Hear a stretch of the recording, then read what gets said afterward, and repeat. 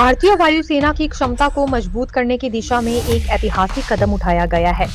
भारत सरकार ने भारतीय वायुसेना के लिए 114 Dassault Rafale multi role fighter jet की खरीद के लिए लेटर ऑफ रिक्वेस्ट को औपचारिक रूप से अंतिम रूप दे दिया है।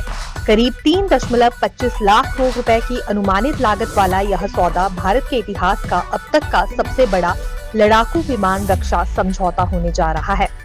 लेटर ऑफ रिक्वेस्ट एक आधिकारिक सरकारी दस्तावेज होता है जिसके जरिए अंतर सरकारी समझौते के तहत बड़े रक्षा सौदों की प्रक्रिया शुरू की जाती है।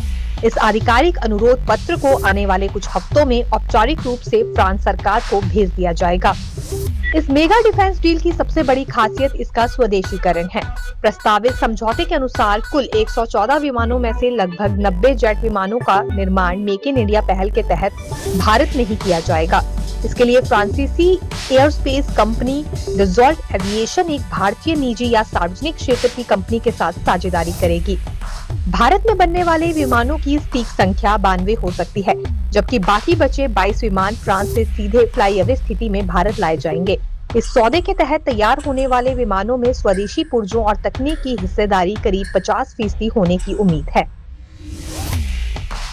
इस सौदे का मुख्य उद्देश्य वायुसेना के घटते स्क्वाड्रन की संख्या को संभालना और देश की हवाई सुरक्षा को अभेद्य बनाना है।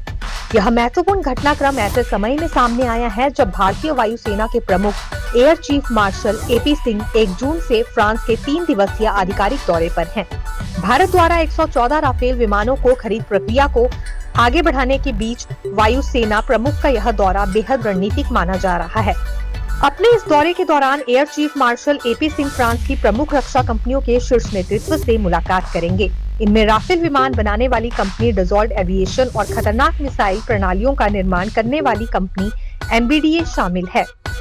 रक्षा विशेषज्ञों का मानना है कि वायुसेना प्रमुख के इस दौरे से राफेल अधिग्रहण की इस लंबी प्रक्रिया को तेजी मिलेगी। राफेल विमान अपनी अत्याधुनिक रडार प्रणाली, लंबी दूरी की मिसाइलों और इलेक्ट्रॉनिक वॉरफेयर क्षमताओं के लिए दुनिया भर में मशहूर हैं।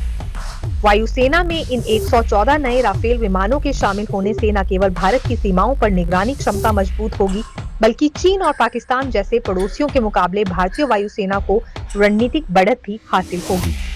दिल्ली से नवोदय टाइम्स के लिए संजय दिवाकर की रिपोर्ट।